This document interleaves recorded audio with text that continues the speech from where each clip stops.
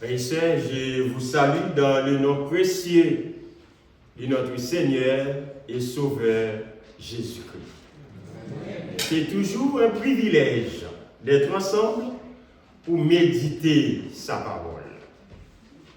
Et nous allons ouvrir nos Bibles dans la première épître de Paul aux Romains, dans le chapitre 8, du verset 35 au verset 37.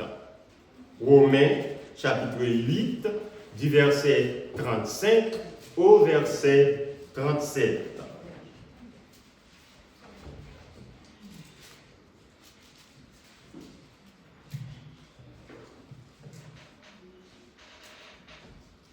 Qui nous séparera de l'amour de Christ?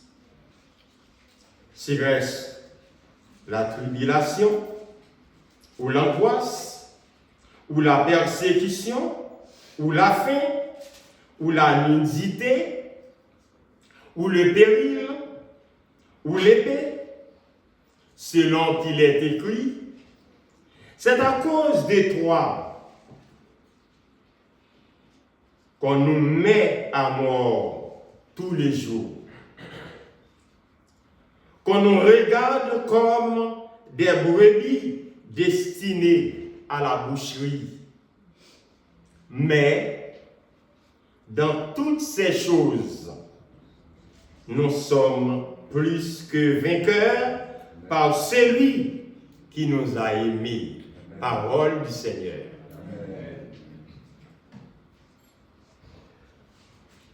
La première phrase de notre texte constitue le titre de notre message ce matin.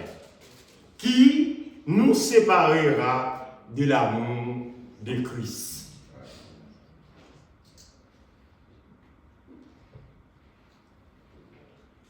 Cette question nous interpelle.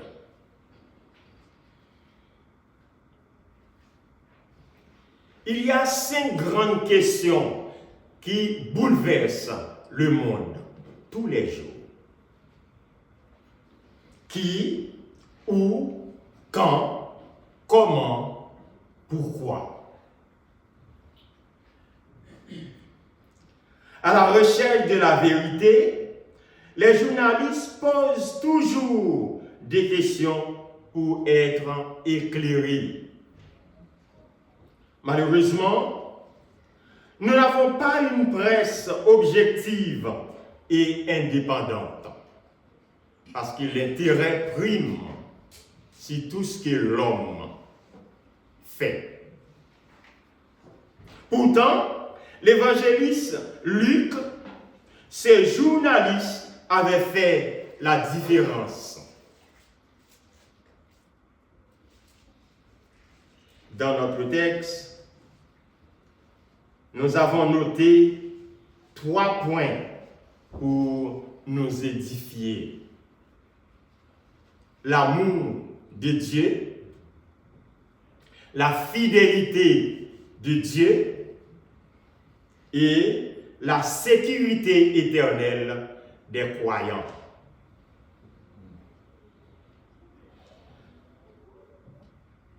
L'amour n'a aucun sens si on n'aime pas quelqu'un, si on n'aime pas quelque chose. Entre le Père, le Fils et le Saint-Esprit, il régnait un amour insondable. Et nous l'avons vu dans Matthieu chapitre 3. Dans Matthieu chapitre 3, versets 16 et 17, voici ce que nous lisons.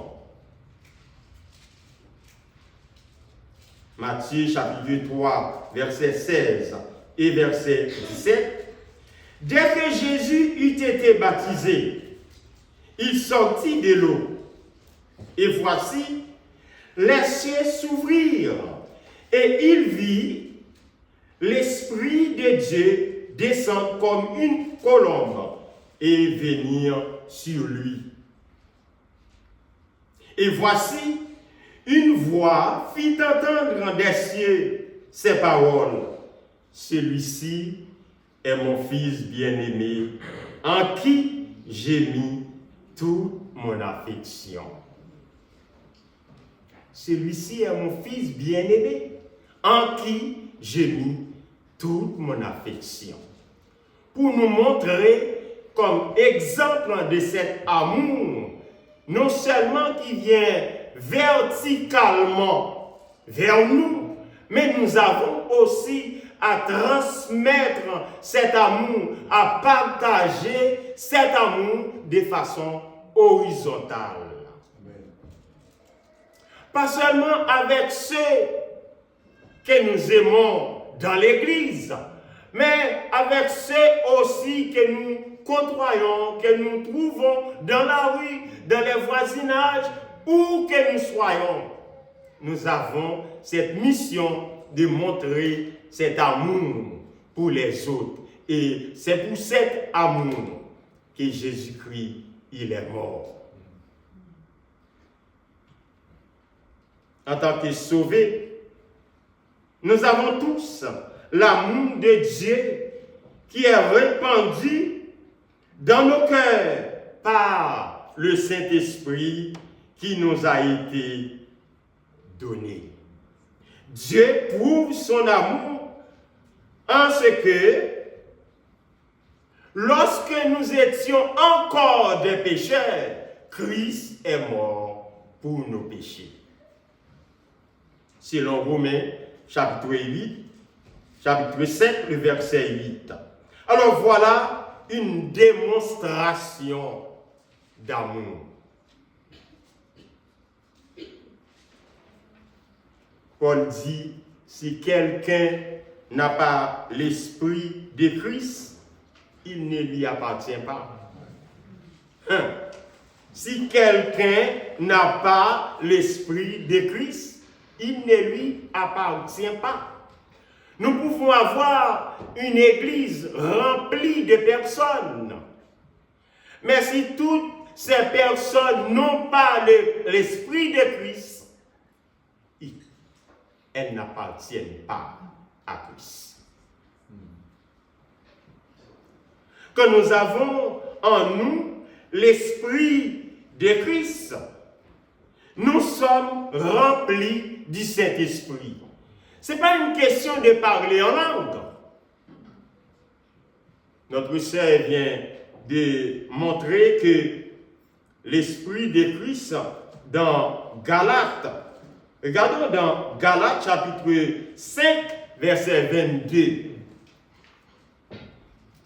Le fruit de l'Esprit, c'est l'amour, la joie, la paix, la patience, la bonté, la bienveillance, la fidélité, la douceur, la tempérance. Quand nous avons ces fruits en nous, mes frères et sœurs, ce matin, nous sommes remplis du Saint-Esprit. Mais si vous n'avez pas d'amour, vous n'avez pas de joie, vous n'avez pas de patience, vous n'êtes pas fidèle, comment être rempli du Saint-Esprit?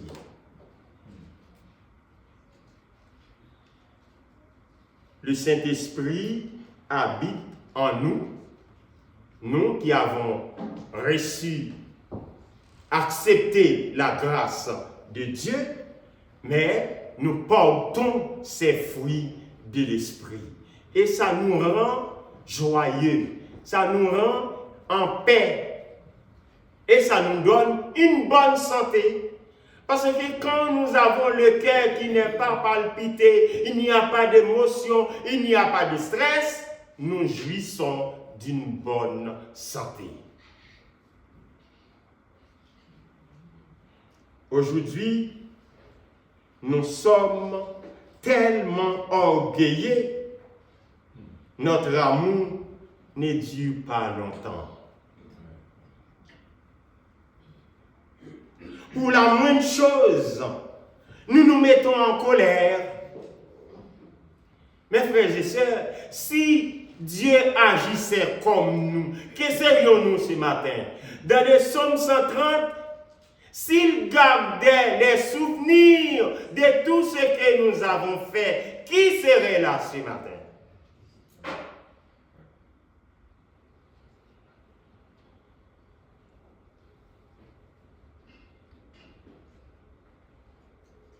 C'est très difficile. Alors que l'amour supporte tout. L'amour accepte tout. L'amour couvre une multitude de péchés.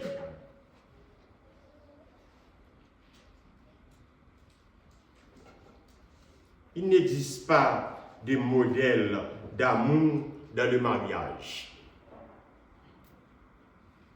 Il n'existe pas de modèle d'amour dans les familles, dans les couples, entre amis. Il y a toujours des hauts et des bas, des points forts et des points faibles. On ne peut pas tout accepter parce que c'est ma femme, parce que c'est mon mari. Non, il y a toujours des angoisses. Mais l'amour couvre la colère. L'amour couvre les intérêts personnels. L'amour couvre la colère.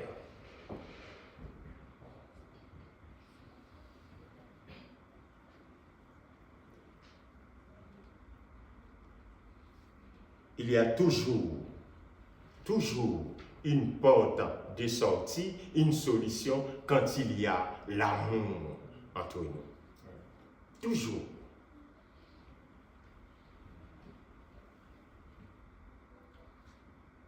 L'hypocrisie ne manque pas entre nous.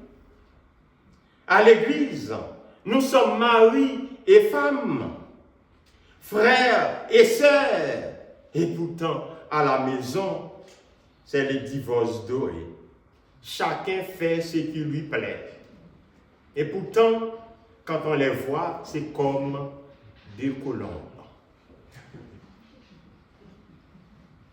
C'est parce que l'amour demande. Dites pas. Il y a plus d'amour. Et cet amour, c'est le ciment qui nous consolide en communion. S'il n'y a pas d'amour, nous ne pouvons pas être ensemble. Il y a un artiste qui chante « Aimer d'un amour invincible. Aimer jusqu'à l'impossible, c'est possible. » Vous voulez faire ça ce matin? Aimer jusqu'à l'impossible. C'est ce que Jésus, il avait fait.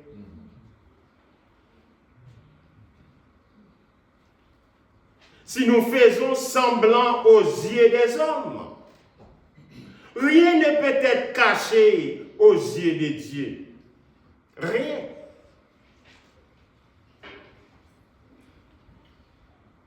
Quand nous étions qu'une masse informe, ses yeux nous voyaient, selon Psaume 139. L'église d'Éphèse avait reçu beaucoup d'éloges de notre Seigneur Jésus. Après son discours élogieux, il l'exhorte par ces mots. Ce que j'ai contre toi, c'est que tu as abandonné le premier amour. Et c'est cette exhortation pour l'église biblique baptiste d'Argenteuil ce matin. En dépit de toutes nos qualités, en dépit de tous les rapports fraternels que nous avons, est-ce que Dieu ne va pas dire ce matin, ce que j'ai contre vous, c'est que vous avez oublié le premier amour. Vous avez abandonné le premier amour.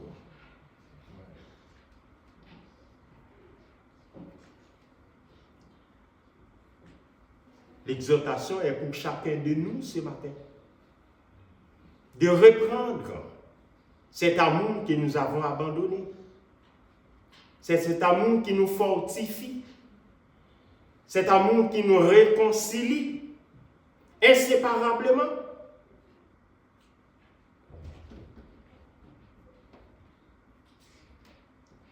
N'abandonnons pas, frères et sœurs, notre assemblée.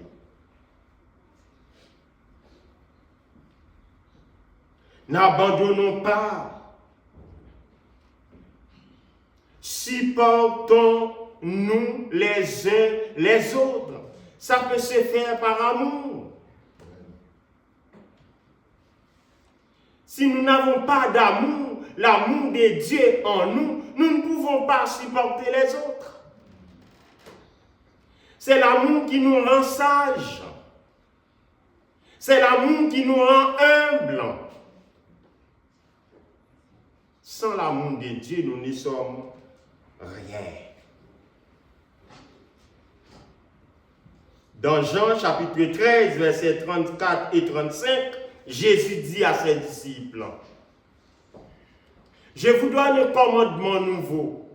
Aimez-vous les uns les autres. À ceci, tous connaîtront que vous êtes mes disciples si vous avez de l'amour les uns pour les autres. » Le message est pour nous ce matin. C'est une obligation.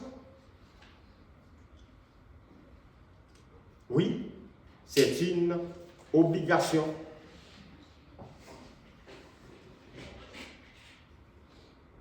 Dieu prouve son amour envers nous parce qu'il est fidèle.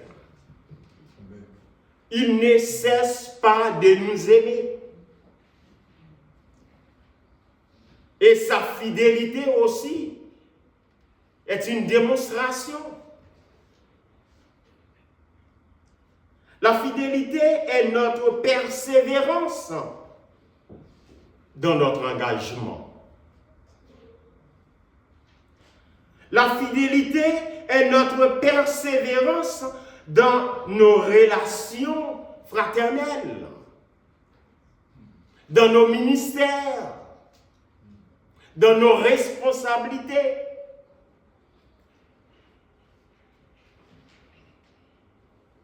Quand nous sommes infidèles, Dieu demeure fidèle. Dans l'ancienne alliance, Dieu était fidèle. Depuis Deutéronome, nous avons vu que comment Dieu, il est fidèle et il est resté. Dans Deutéronome, chapitre 7, le verset 9, sache que c'est l'Éternel, ton Dieu, qui est Dieu. Ce Dieu fidèle garde son alliance et sa miséricorde jusqu'à la 1000e génération envers ceux qui l'aiment et qui observent ses commandements. 1000e génération pour ceux qui l'aiment et qui gardent ses commandements. Les commandements de Dieu ne sont pas pénibles. Hein? Non, les commandements de Dieu ne sont pas pénibles. Dans le psaume 86, le verset 15, voici ce que le psalmiste a dit. Toi, Seigneur, tu es un Dieu miséricordieux et compatissant, lent à la colère, riche en bonté et en fidélité. Riche en bonté et en fidélité. Jérémie avait fait l'expérience de la fidélité de Dieu. Dans ses gémissements, dans ses plaintes, dans ses tribulations, il pense à la fidélité de Dieu. Voici ce qu'il a dit. Dans Lamentation, chapitre 3, versets 22 et 23, il réfléchit et il dit, les bontés de l'Éternel ne sont pas épuisées. Ses compassions ne sont pas à leur terme. Elles se renouvellent chaque matin. Et puis après, il dit, oh, que ta fidélité est grande. Nous n'avons pas à relâcher, parce que Dieu ne nous relâche pas. Dieu est fidèle. Il était fidèle à Abraham, à Moïse. Il était fidèle à Daniel. Nous nous rappelons l'histoire de Daniel. Il était fidèle.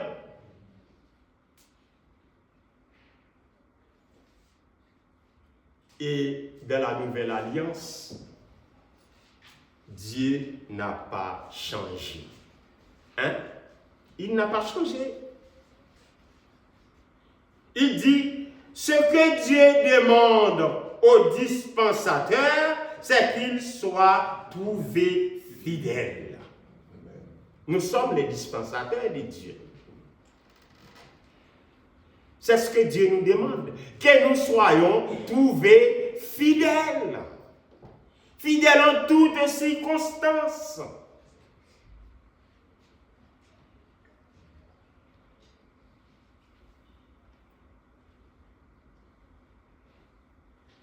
Fidèles dans les petites choses et dans les grandes. Parce que si nous sommes fidèles dans les petites choses, Dieu nous confiera des grandes. Ordinairement, quand nous cherchons un boulot, nous trouvons cet emploi, mais il y a un temps d'essai. Pendant cette période d'essai, on voit l'employé qui est humble, sage, qui respecte tout ce que le patron demande. Pendant cette période d'essai. Je vous assure, quand on a signé le CDI, tout a changé. C'est comme ça que nous sommes ce matin. Nous devons rester fidèles. Et surtout, nous les croyants, nous devons être les modèles du monde. Nous devons être les lumières du monde. Ce que le monde fait, nous les croyants, nous ne devons pas le faire. Nous sommes les sels de la terre.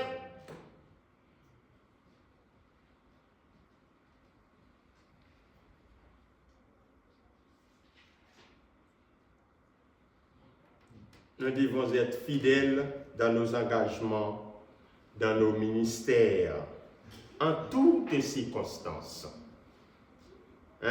En toutes circonstances. Et Polycarpe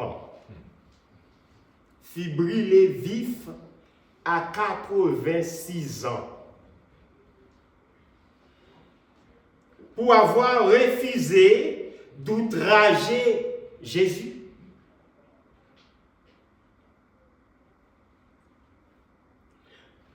Voilà 86 ans que je suis au service de Christ. Il ne m'a fait aucun mal. Comment blasphémer mon roi qui m'a sauvé? C'est ce qu'il a dit. 86 ans, il ne m'a rien fait et vous me demandez de le blasphémer. Il préfère brûler vif. Est-ce que nous sommes prêts à ce sacrifice ce matin pour prouver notre fidélité à Dieu? Et pourtant, c'est pas ce que Dieu demande comme sacrifice. c'est un cœur brisé et contrit. C'est la sagesse, c'est l'humilité, c'est l'obéissance à sa parole. Depuis la naissance de l'Église, les chrétiens étaient chaque jour en proie à des persécutions. Pour les persécuteurs, la vie des chrétiens n'avait plus de valeur que celle des animaux que l'on menait à la boucherie. C'est le psaume 44, le verset 23. C'était toujours comme ça. Et aujourd'hui encore, il y a ces persécutions contre ceux qui proclament l'évangile à travers le monde. Jésus dit à ses disciples, si quelqu'un veut me suivre, qu'il renonce à lui-même, qu'il se charge chaque jour de sa croix. Est-ce que nous sommes prêts à le faire pour suivre Jésus?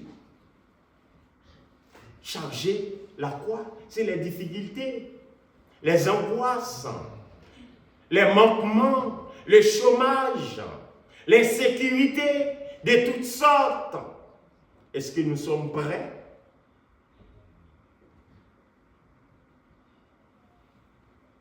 Il n'y a pas de vie chrétienne sans adversité, sans angoisse, sans persécution. L'apôtre Paul a connu toutes ces difficultés.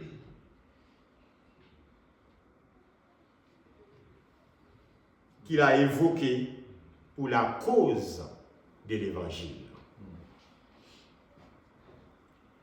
Et il a répété dans 2 Corinthiens, 11, dans 2 Corinthiens 11, Paul a détaillé tout ce qu'il a vécu pour la cause de l'Évangile. Du verset 23 au verset 28, il dit, sont-ils ministres de Christ? Je parle en homme qui extravage. Je le suis plus encore. Par les travaux, bien plus. Par les coups, bien plus. Par les emprisonnements, bien plus. Souvent en danger de mort. 5 fois j'ai reçu des Juifs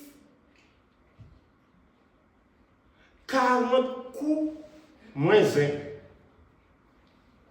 3 fois j'ai été battu de verge. 1 fois j'ai été lapidé. 3 fois j'ai fait naufrage. J'ai passé 1 jour et 1 nuit dans l'abîme. Fréquemment en voyage, j'ai été en péril sur les fleuves, en péril de la part des brigands, en péril de la part de ceux de ma nation, en péril de la part des païens, en péril dans les villes, en péril dans les déserts, en péril sur la mer, en péril parmi les faux frères. Verset 27. J'ai été dans le travail et dans la peine, à la faim et à la soif, à des gênes multiples, au froid et à la nudité. Et sans parler d'autre chose, je suis assiégé chaque jour par les soucis que me donnent toutes les églises. par les soucis que me donnent les églises. Paul, nous savons que c'est un fondateur de plusieurs églises. Il a écrit 13 lettres dans le Nouveau Testament. Et ces lettres, chacune à une église. Et vous savez, les persécutions n'étaient pas venues contre Paul du dehors. C'est dans l'église même. Par rapport à des fausses sœurs, par rapport à des faux frères dans l'église. Voilà pourquoi Jésus il a dit, il y a beaucoup d'appelés dans l'église, mais il y a peu d'élus. On peut trouver une église remplie, mais au dernier jour, c'est combien qui vont au ciel? Pourquoi? Parce que ce n'est pas tous ceux qui disent Seigneur, Seigneur, qui vont dans le royaume de Dieu. Mais ceux-là qui font la volonté de mon Père, qui est dans les cieux. Est-ce que nous faisons la volonté de Dieu? Parmi nous, ce matin, il y a plein d'entre nous qui ne sont pas convertis. Est-ce que nous sommes prêts ce matin à faire un pas en avant? C'est une nécessité. De toute façon, Paul a tout dit de ces persécutions en tant que serviteur de Dieu.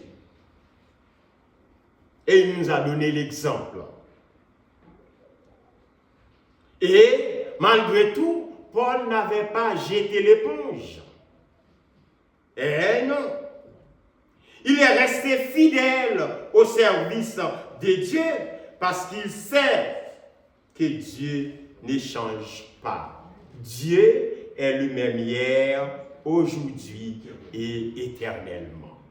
Et pourquoi nous changeons?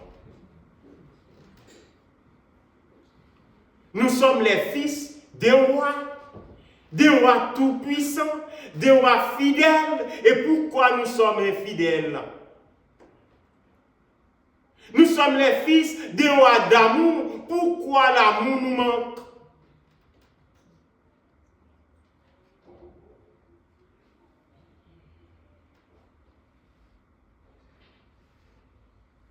Puisque Dieu, il est fidèle, il est le même hier, aujourd'hui et éternellement.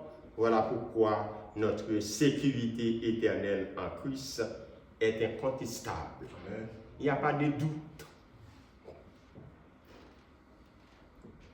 Jésus parlait à ses disciples concernant ses brebis. Il dit, je leur donne la vie éternelle. Elles ne périront jamais et personne ne les ravira de ma main.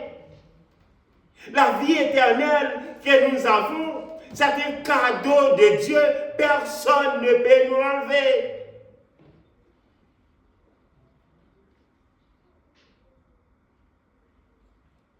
C'est une assurance. Et voilà pourquoi nous pouvons parler fermement, avec hardiesse. Nous sommes en sécurité avec lui. C'est la sécurité éternelle des croyants. Frères et sœurs, la parole de Dieu nous rassure que rien ne peut nous séparer de l'amour de Dieu manifesté en Jésus-Christ. Rien. Nous sommes en sécurité avec Christ. Parce que Dieu est amour. Il nous aime et son amour est éternel.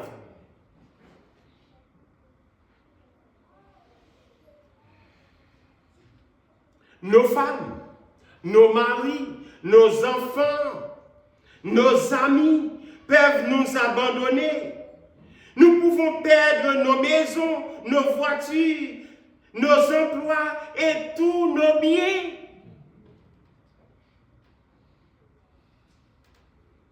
Ce qui est sûr, en ce moment même, ce qui est sûr, c'est que Dieu n'abandonne jamais ses enfants. Dieu n'abandonne jamais ses enfants. Et il l'a montré, hein. Il en avait parlé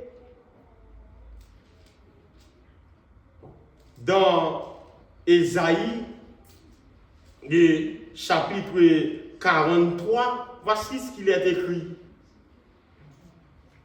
Il dit, ne crains rien, car je te rachète, je t'appelle par ton nom, tu es à moi. Si tu traverses les eaux, je serai avec toi.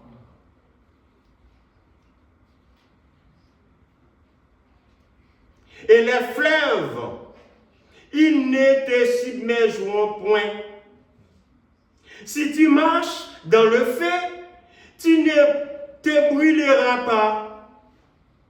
Et la flamme ne t'embrasera pas. C'est notre sécurité. Et il continue dans le chapitre 54, verset 10, que nous chantons souvent.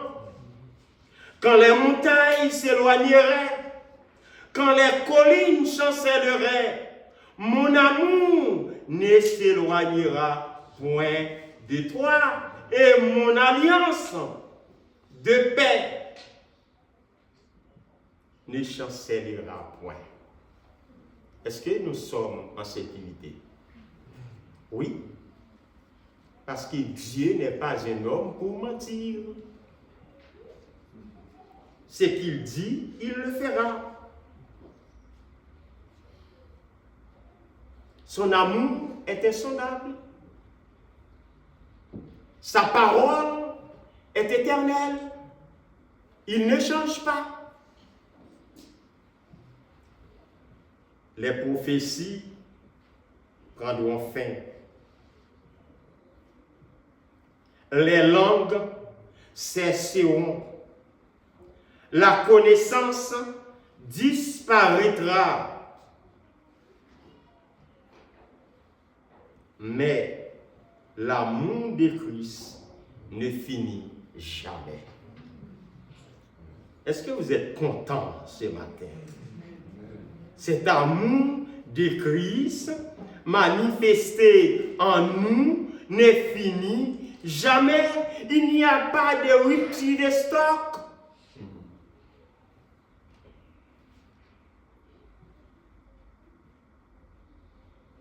Alors, nous revenons sur la grande question, qui nous séparera de l'amour de Christ?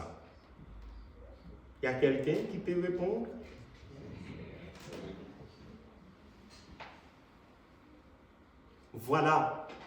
Voici la réponse.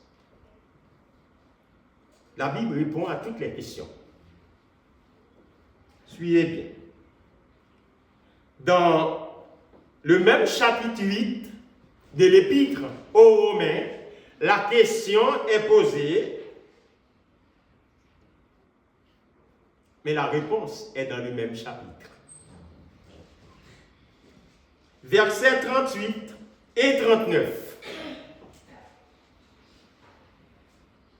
Après tous les énoncés, les difficultés, c'est des questions, hein?